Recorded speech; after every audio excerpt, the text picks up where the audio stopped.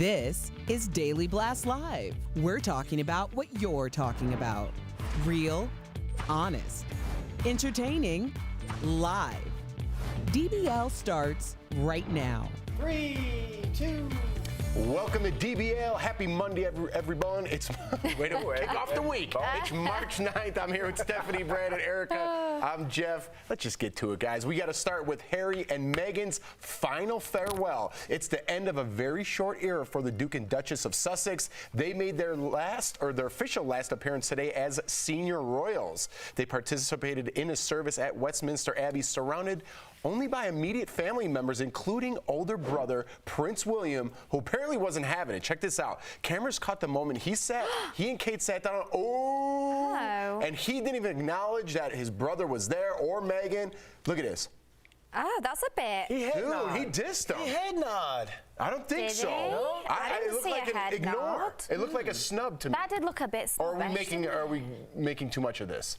We're always making too much of it. But let me tell you what we're not making too much of it. Who is this chick? Victoria Mather? Mathers. Mather. Can we pull her up real quick? Oh, getting right into it, Have we got her I clip? think what has really, really upset the British public is that Meghan Markle, who many people consider is only, 5 clicks up from trailer trash, has actually tried to disrespect the Queen. Oh, dear. Oh, no, she didn't. Wow. She just disrespected Queen Erica. Get her, Erica. Wow. 5 clicks away from trailer trash? Up from trailer trash. Oh, Yeah. 5 clicks up from trailer trash. Which is not That's great so either. interesting because I'm pretty sure she was living in $1 million home that she purchased herself even before she became a royal. Get her. So you have a very interesting description of what a trailer would be. And what was that all about anyway? I know- Like, first of all, this woman's sitting up there looking like who done it and don't do it again. It has the nerve to come for Meghan Markle. Get her. Okay. Okay, sis. I think that says a lot more, obviously, about her and the things that are coming out of her mouth. If she's saying she's 5 clicks away from trailer trash, doesn't paint a great picture for her, does it? And also, I found it really odd that the lady that was interviewing her said, she must have for someone who wrote for Vanity Fair. She hasn't worked for Vanity Fair in 2 years, and she didn't fail to correct her on that. She actually now writes for Airmail as a travel correspondent, so I don't know who she thinks she is chiming in on this, because clearly Vanity Fair and Condé Nast want nothing to do with you, because they were very quick to write in saying, she doesn't work for us. Oh, man. How that hurts. That hurts.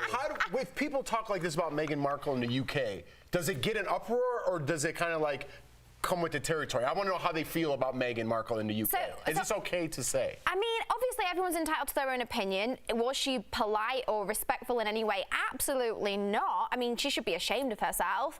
And when I went over to London, we had a clip a few weeks ago of me interviewing people in the streets, and I'd say 90% were all for Harry and Meghan and their choice. There was one lady that said some similar comments, and I just couldn't believe that she was even saying that. Yeah. So I think it's a very small demographic that feel that way, but Well, they're free now. They are free. And they posted on their Instagram, and they were saying that this was the last time they're going to be posting as the Sussex Royal because, now they're free. Their brand. But we will be seeing them very soon for the Met Gala. They said that they're going to the Met Gala 2020 in May. And I heard they're renting a house in Malibu. Is that true? It's apparently true. So this is the house in question. It's owned by someone called Wow, David that doesn't look like a 5 clicks up from trailer trash. It does not. But I will tell you this. So at the moment, you can rent this house for $16,000 a night on a website that's called Stay a While Villas. And however, now I've heard of this many, many times, but people at home might not know this. So a lot of times, people that own these big glamorous homes will gift or loan them to celebrities for a year for free, so that in a year when they want to rent it out or sell it, they can say, well, Harry and Meghan lived here. And there was a quote online that said they have had it at a significantly reduced rate, aka free. Oh, 16 wow. grand. You trying to go half? No, why would I do that? I mean, good for them, right? If you can live in a balling mansion in Malibu, I mean, I'd be like, peace out, Queenie, too.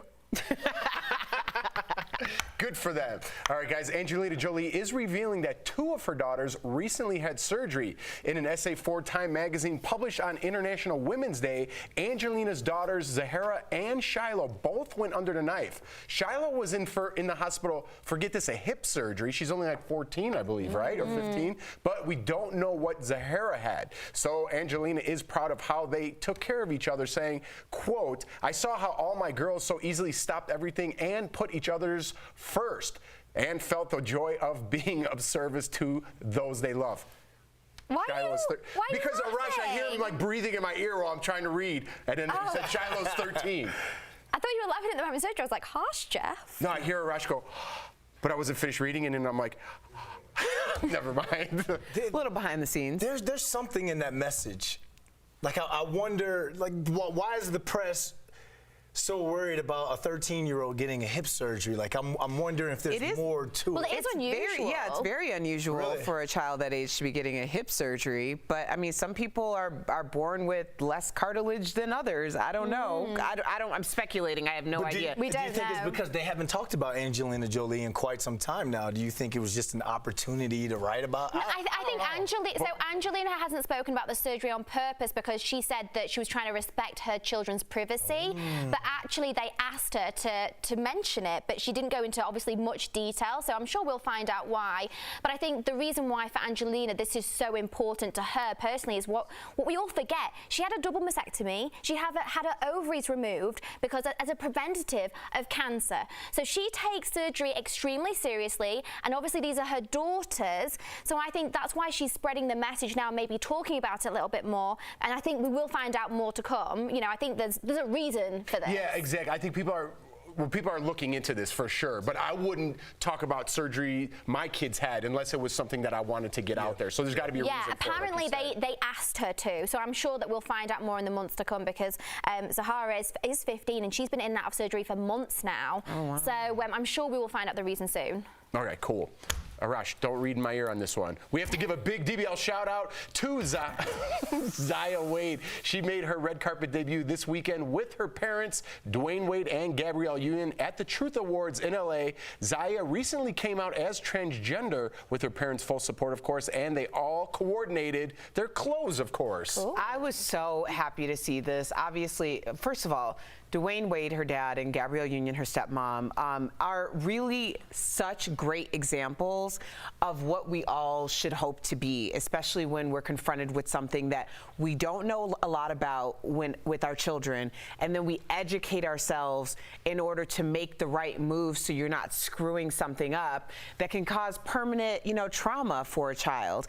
And this young lady came home and said this is how she was feeling, that she felt like she identified as a female at 8 years old. So it's not as though this happened yesterday. This has been a process. And during the Truth Awards, they talked about their friends, Jason and Zaire, I believe.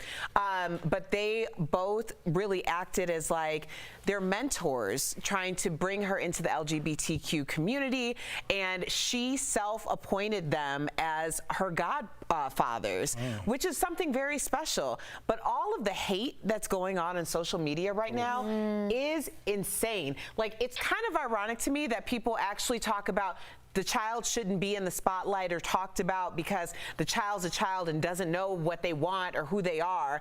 But then at the same time, coming out of those same people's mouths are bashing this child and their families. Like, that's something normal to do. Like, grown butt-ass people. Like, you are grown as hell. Your grandchildren are Zaya's age, and you're really coming for her like that? Like, what would you be doing if someone was coming for your grandchildren? Like, this little girl knows herself more than people 4 times her age knows them. And that's something that's powerful, and she's living her truth, and I'm really proud of her for doing that, and I'm proud of how her parents are handling it.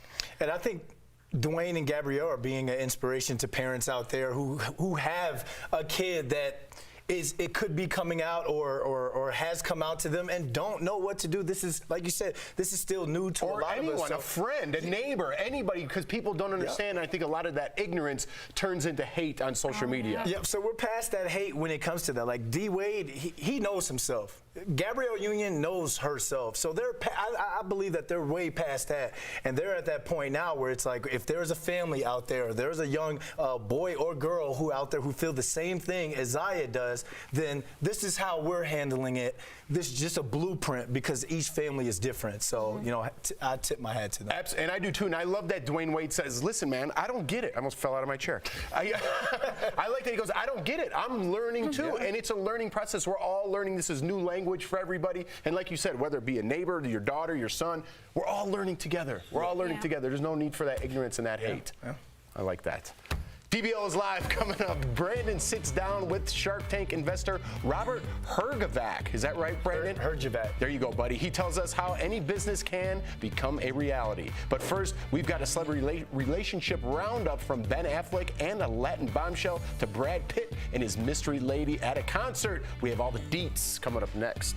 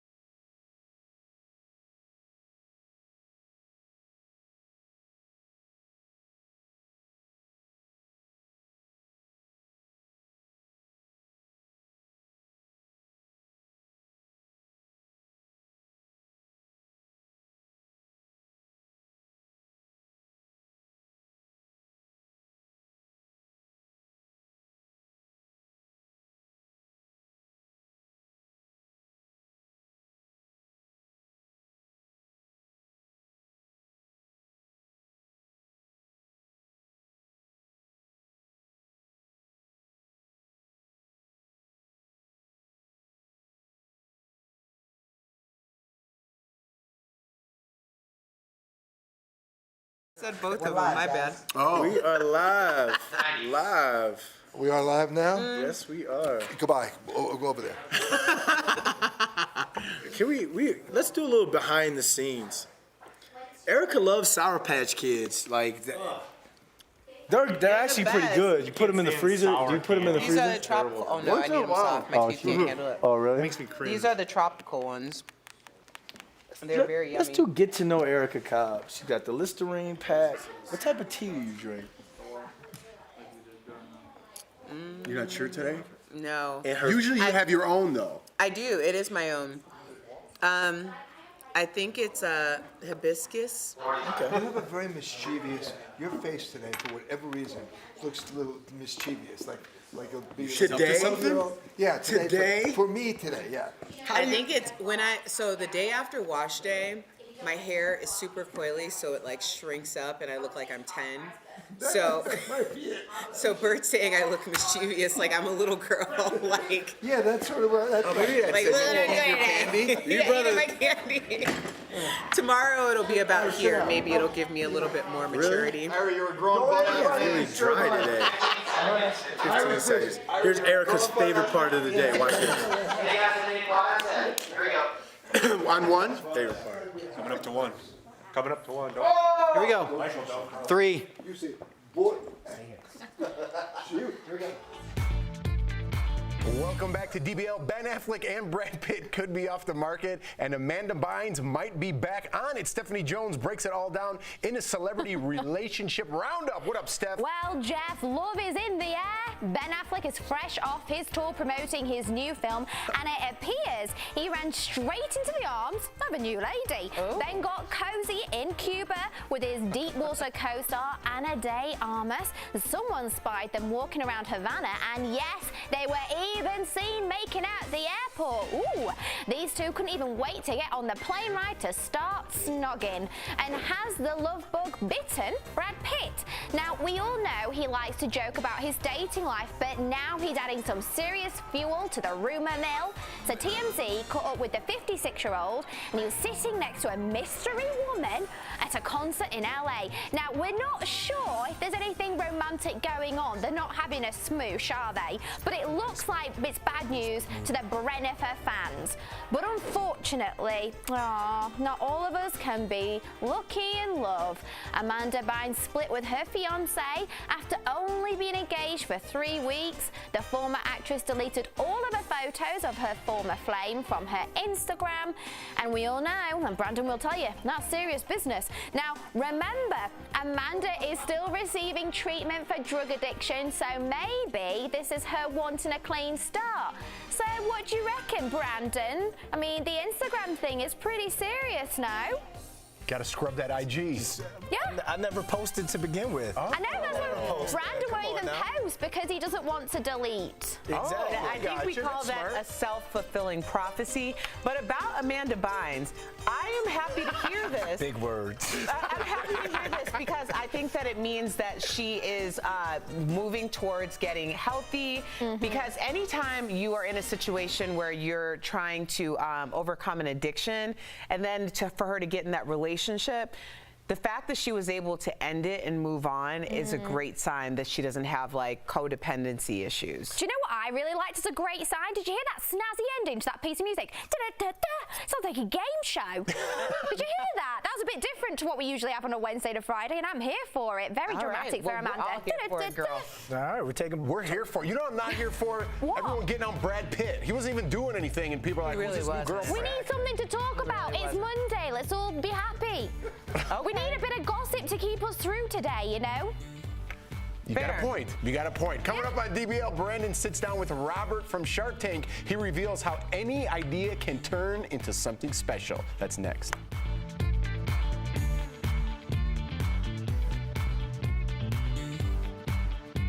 We all know that with new coronavirus cases popping up in the U.S., we're hearing a lot of medical terms that can get confusing. So what does a presumptive positive test mean? How about a weak positive? Let's connect the dots. First up, presumptive positive. When it comes to diagnosing this coronavirus strain, the CDC has the final word. So when a state or local lab does the test, they cannot make the call. If they get a positive result, all they can say is it's a presumptive positive. The person is then tested by a CDC lab, and they report if it's positive or not. You may have also heard the term weakly positive. A dog in Hong Kong is reported to have tested weakly positive for the virus. That simply means there is not a lot of coronavirus in the patient's system, and could mean it's not replicating quickly enough in the patient to spread the infection to someone else. Connecting the dots, I'm Chris Costa.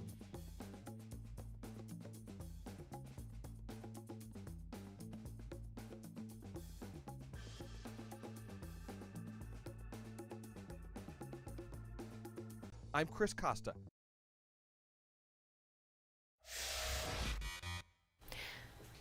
I'm sitting down with actor and writer Nick Offerman of Parks and Rec to chat about his role on the sci-fi thriller Devs and which he prefers, drama or comedy. Join the conversation on the next Daily Blast Live.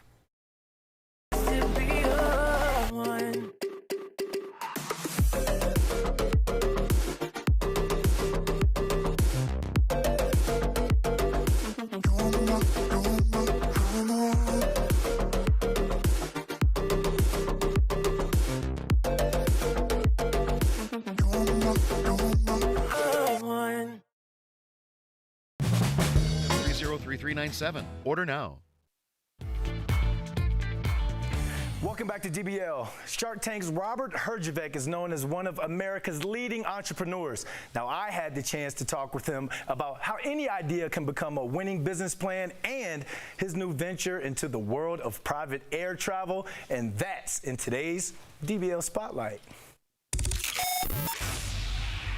Robert, thanks for joining us on DBL. Now, you're a jet-setting celebrity entrepreneur. I love the way that sounds. So tell us about your jet streaming app. Yeah, you know, people think I'm a jet-setting celebrity, which of course I am. But what I am is I'm a business guy and I'm a family guy. And I learned 20 years ago that the one resource in life you'll never get more of is time. Anything I can do to maximize my time, I'm going to do it. Great thing about One Flight is it's making it accessible for an entirely new set and generation of people. Booking a private jet is affordable when you look at the accessibility of it and you look at how many people are going. Wow. Accessibility is the best ability. So speaking of time with your crazy schedule, when you have family time with Dancing with the Stars pro Kim Johnson and your young twins, how are you feeling that time? We're dancing all the time.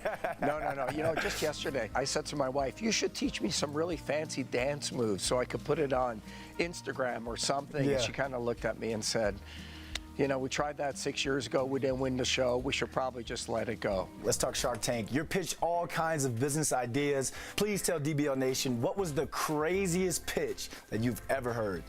Oh my God, I think we've seen lots of crazy pitches, and I think Barbara Corcoran's invested in every one of them. No, I'm just kidding. We've seen it all, but you know, the great thing is you never know when a crazy pitch is going to turn out to be a great business idea. Interesting. Because the entrepreneur is the one that can take crazy and make it great. I invested in these two entrepreneurs that made inappropriate, ugly Christmas sweaters, and today they have a $100 million business. Wow, this isn't an interview. This is a TED Talks, man. You're giving us gems right now. And to stay on Shark Tank, we heard that you weren't really a big fan of Mark Cuban when he first signed on. Are you guys friends now? We are absolutely friends. I love Mark. I have a lot of respect for Mark. You know, I think Mark is a very forceful, pushy guy. But not in an arrogant or a mean kind of way, just a different personality. But that's one of the reasons the show works. We all have different personalities. We're like this big dysfunctional family. We can argue, and when we argue, it's for real. But after the cameras stop rolling, we'll still go out for a beer. And I think we all respect each other. Hey, that's just like it is here at Daily Blast Live. And Robert, I want to thank you for joining DBL, and good luck. Thank you. We'll be right back. Promotional consideration is brought to you by... Hey guys, welcome back to Beauty Blast. I'm Jeray for the Slay, and I'm here to drop all the beauty knowledge for you. Now today, we're talking about some more skin that slays. I know, we all want this skin, honey. Just playing. This takes a lot of hard work and effort. So I want to share some of my tips and secrets on how you can have great skin as well. Not saying I have the best, but I know a couple things how to make it look cute, all right? One of the things I am a super big advocate for is cleansing your skin, my friends. Yes, we've talked about this so much, but we can't talk about enough, especially as seasons start to change. You might start to notice your skin's looking a little bit more dull. Maybe you're just not seeing that squeaky clean skin like you used to see back in summer or fall, and that's all right. A lot of the times it's because we're not thoroughly cleansing our skin or using the proper cleanser. So one thing that we can always do is making sure that we're cleansing twice a day, my friends. Yes, this goes back to that good old ancient rule of don't just use a makeup wipe to take off your makeup at the end of the day. Make sure you're getting in there and cleansing the skin. Now, if you're noticing maybe you're not getting the squeaky clean feel that you'd like, switch up your cleanser. Maybe try something like a foam cleanser. Foam cleansers are great because they can really get deep down into the skin and make sure that the pores are feeling squeaky clean once again, and that any additional oils that might be left behind from a regular cleanser are actually getting pulled all the way through. Now, always remember, if you have a little tool such as a skin brush, these guys are going to be great to make sure that you're actually able to lift up dead skin, or even like we've talked about before, my favorite, the Foreo cleansing machine. These guys are great to make sure that you're actually lifting that dirt up and out of your skin. But once again, if you're only cleansing once in the morning and not at night, you're doing yourself a disservice, my friend. We have to make sure that we're getting that skin squeaky clean once again so that we can start having that cellular skin turnover rate, and we can also make sure that our skin's getting all of that good moisturizer, serums, oils, you know, the works to keep our skin looking right. Now, always top off your cleansing system with a good moisturizer to make sure that we're able to seal back in that hydration for the next day. Now, if you guys have more questions, feel free to write in at Jeray for the Slay or at dailyblastlive.com for all of your beauty needs. You know me, girl, it's just your local beauty friend. We'll talk to you guys soon. We keep hearing it over and over again, wash your hands and don't touch your face, but that is a lot easier said than done. Let's connect the dots. We're being told not to touch our face because it is one of the easiest places for the coronavirus to get into your body. In fact, most cases so far have started in a patient's eyes, nose, or mouth. And here's the problem. Research shows we touch our face about 24 times an hour, and nearly half of all that involves contact with your eyes, nose, and mouth. Doctors say there is a way to stop yourself. Wear something on your hand or face to remind yourself to stop the habit. If you must touch your face, put a Kleenex over your fingers. And that is Connecting the Dots.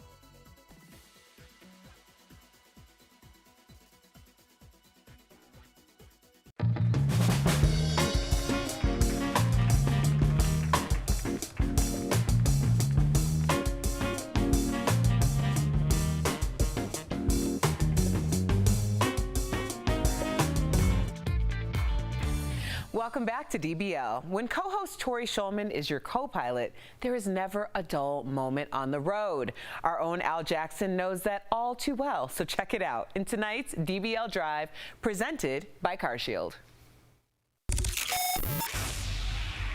Knock, knock. Who's there? A fact, and here's the fact. A guy in Sweden was ticketed for speeding at 180 miles per hour, fast, right? That counts as fast. For $1 million was his ticket. You know why? Why? In Sweden, they rate your speeding tickets by your income. Wow. All right, you want to know another weird fact? Yeah, I actually love facts. Me so too. hit me with them. Me too. In Churchill, Canada, shout out to Churchill, residents leave their cars unlocked, right? In case pedestrians are being chased or attacked by a polar bear. Al, scale of 1 to 10, how much do you love washing your car? That's a 9 for me. It's a 9 for you. I think you feel refreshed because you think about it, washing your car isn't something that's absolutely necessary. Right. You can still eat, you can still go to work. You wash the car for you and for the visual enjoyment of others. So I put mine at a 9. At a 9. Well, in Russia, it is something you have to do because it's a criminal act if you have a dirty car. Seems like there'd be a lot of mud and a lot of snow. But apparently it is a criminal act to have a dirty car in Russia. Fix it. I kind of like that. Get it together. I don't know if I'd like that. I would just like, what if you're like late and you're dropping the kids off? Yeah. And then you're just like, hey, let me, I'll wait till tomorrow. I have a headache. And then No. all of a sudden, now you're in a... Woo, woo, woo. And how does the sound go in Russia with the sirens? Wow, wow, wow. And for peace of mind on the road, get an auto protection plan with CarShield. CarShield protects their members from the high cost of auto repairs. Call 1-800-505-9619 for a free quote. Al Jackson is a patient man. To be driving around with Tori making siren noise. Has anyone else been in the car with Al Jackson? Yes. Yeah, You have? Yes. Where did he take you anywhere good? No, I think we were just, we just came back here. He does have a clean car, though. He's not lying about that on the outside. He had a clean, he had a clean car, but he took me to McDonald's, which is fine. But he made me drink, and I'm sorry, Americans, but this is just wrong.